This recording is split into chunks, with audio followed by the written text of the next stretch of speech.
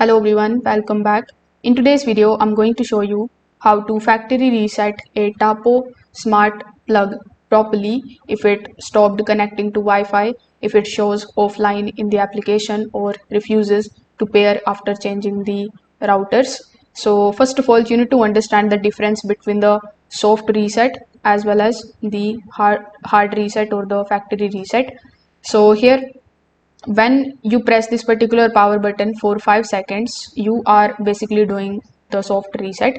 But when you press it for 10 seconds, it is going to be the full factory reset.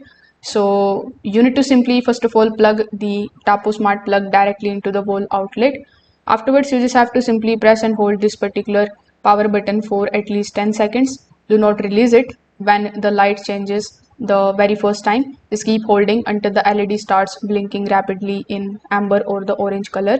That rapid blinking is going to confirm that the plug is now fully reset back to factory defaults. So if this video helped you out, make sure that you like this video and subscribe to the channel. Thanks for watching.